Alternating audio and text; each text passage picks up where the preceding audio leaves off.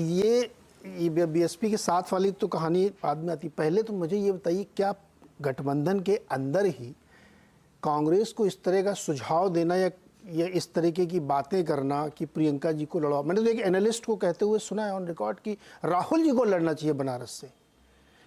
ये तो ऐसा लगता है जैसे आप कांग्रेस को निपटाने में लगे हुए हैं सब आपस में, अंदर बैठ के बातें कर रहे हैं, सीट शेयरिंग, बाहर निकल के नहीं पंजाब छोड़ के बाकी ठीक। ये क्या है? जी जी, इसी का मैं जिक्र कर रहा हूं ना कि मल्लिकार्जुन खड़गे साहब का नाम लेकर ममता जी ने, अरविंद केजरीवाल जी ने, क्या वो ये बताना चाहते हैं कि उन्हें राहुल गांधी पसंद नहीं है? क्या वो उनको इस लड़ाई से बाहर रखना चाहते हैं? पहली बात है। फिर दूसरी बात, क्या वो नीतीश कुमार जी जो अभी तक सबसे बड़े सरताज बने हुए थे इस गठबंधन के और इनिशिएट भी कर रहे थे, इसमें कोई शक नहीं है, लेकिन गठबंधन को लगा कि ओबीसी लड़ाई में नीतीश कुमार प्रधानमंत्री मोदी का मुकाबला नहीं कर पाएंगे तो वो वहां पर आएंगे। और वाराणसी में प्रियंका गांधी जी या राहुल गांधी जी, मैं ये नहीं कह रहा कि चुनाव कोई हारता जीतता नहीं है, इंदिरा गांधी भी हार गई, वाजपेयी जी भी हार गए, ये सारे उदाहरण लिए जा सकते हैं, लेकिन आज की तारीख में क्या ये माना जा सकता है कि नरेंद्र मोदी के खिलाफ प्रियंका जी और राहुल गांधी को चुनाव लड़ाना समझदारी का काम होगा? जो 2 सीट 1 सीट आप जीत सकते हो, हालांकि वो भी पिछली बार हार गए थे, लेकिन 1 सीट जीतने की संभावना बन सकती है, उनको वहां लड़ाकर क्या आप कांग्रेस को और खत्म करना चाहते हैं या मजबूत करना चाहते हैं? तो ये बहुत सारे इसमें इफ एंड बट्स हैं जिस पर चर्चा होनी चाहिए। और क्यों ममता जी ने कहा, क्या कांग्रेस से वो वेस्ट बंगाल में थोड़ा सा एक फेवरेबल कंडीशन रखना चाहती हैं ताकि ज्यादा शेयर में कांग्रेस परेशान ना करे? तो ऐसे बहुत सारे कारण हैं और कांग्रेस को ये लड़ाई लड़के, और आपको याद हो इंडिया गठबंधन ने तो में जब बन रहा था तब कांग्रेस ने साफ किया था कि वो प्रधानमंत्री पद की रेस में नहीं होगा, लेकिन जैसे ये दाना फेंका गया आप इस पर थोड़ा सा चुप हो गए। ये वही जलेबी जैसा है, जलेबी को देखते ही मुंह में पानी आने लगता है ना, तो ऐसे ही प्रधानमंत्री पद का कार्ड फेंका। आप बताइए 50 सीटों वाली पार्टी क्या आज उसको इन प्रिंसिपल वो तय कर रखती है? कांग्रेस पहले ये तय कर दे कि वो प्रधानमंत्री पद की रेस में है, खड़गे साहब होंगे या राहुल गांधी होंगे या जो भी होंगे। खड़गे साहब ने तो थोड़ी सी भलमनसाहत दिखाई, उनका पहले जीत लो फिर देखा जाएगा। तो खैर ये उनका बनता भी था, यही जवाब उनसे एक्सपेक्टेड भी था। रविकांत जी, ये जो पूरा खेल आपने देखा, इसका क्या व्याख्या करेंगे आप? देखिए, मुझे जहाँ तक लगता है कि डेमोक्रेसी का अपना डेवलपमेंट है ये। इस देश में अपर कास्ट भी पीएम बना, ओबीसी भी पीएम बना, और अब बारी एससी एसटी की है। एक सैद्धांतिक नज़रिए से तो एक ये बात है। दूसरा, मल्लिकार्जुन खड़गे मुझे लगता है कि इंडिया अलायंस में बहुत सीनियर और कर्नाटक से आने वाले बहुत अनुभवी नेता हैं। और सबसे बड़ी बात यह है कि इस समय जो हिंदुत्व की पूरी राजनीति है उसका अगर कोई सीना तान करके मुकाबला कर रहा है तो वो अम्बेडकरवाद है, और दलित जमीन पर लड़ाई लड़ रहा है, क्योंकि उसके लिए सबसे बड़ा खतरा है कि उसका लोकतंत्र और उसका संविधान अगर ख़त्म होगा तो वो बाबा साहब की वो चेतावनी उसे याद रहती है जो उन्होंने 1940 में ही Pakistan the partition of India में लिखी थी। फिर बीबीसी को इंटरव्यू देते समय भी ये बात कहा था कि अगर कभी हिंदू राष्ट्र बनता है तो दलितों के लिए सबसे बड़ी आपदा होगी। और यही कारण है कि आज दलित गुजरात से लेकर के और उत्तर प्रदेश तक सबसे मजबूती के साथ लड़ रहा है। इंडिया अलायंस ने इस चिंगारी को समझ लिया और इसीलिए उसने मल्लिकार्जुन खड़गे का नाम आगे किया। पूरे देश में 17-18% तो केवल दलित है, और अगर मैं SC ST दोनों जोड़ लूँ तो 22.5 से लेकर के 25% तक SC ST है।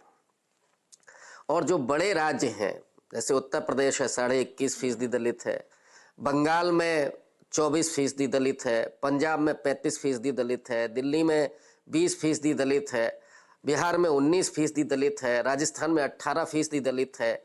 तो ये जो बड़े राज्य हैं उत्तर भारत के, वहाँ पर जो दलित आबादी है वो बहुत बड़ा डिसाइडिंग फैक्टर है। विजय जी जो बात कह रहे हैं वो केवल SC सीटों का नहीं है मामला, ये मामला है कि जहाँ पर जो दलित पिछले 10 साल से ऊना से लेकर के हाथरस तक उसका उत्पीड़न हो रहा है, उसकी बहन बेटियों के साथ रेप किया जा रहा है, उन्हें नंगा करके पीटा जा रहा है, उनकी मूंछ उखाड़ी जा रही है, उन्हें पेशाब पिलाई जा रही है, दूल्हे को घोड़े से उतारा जा रहा है, तो क्या दलित ये बर्दाश्त करेगा? और इसीलिए पिछले 10 साल में जो पूरा मूवमेंट खड़ा हुआ, और इसलिए मैं कह रहा हूँ कि इस देश में अगर कोई भी मुकाबला कर रहा है तो वो अम्बेडकरवाद है। और वो अंबेडकरवादी आंदोलन हर आपको राज्य में मिलेगा, हर शहर में मिलेगा। और कई इस समय हालात तो ये है कि कमोबेश हर रोज आपको कहीं ना कहीं कोई सभा, कोई गोष्ठी, रविकांत कोई जी, चिंता व्यक्त करते लेकिन हुए वो लोग आपको वोट मिलेंगे। बीजेपी को कर रहा है। जी, नहीं, ये अभी आपको लग रहा है। एक्चुअली अभी तो मल्लिकार्जुन खड़गे का नाम आया नहीं था। हाँ। मायावती साइलेंट मोड पर है, और जो मोदी जी ने वादे किए थे वो उन वादों पर उसने 2014 में वोट किया। तो मोदी जी अभी कितनी बार जीते हैं? जो हवा खड़ा किया जाता है मोदी जी का, अरे भाई कितनी बार चुनाव जीते हैं?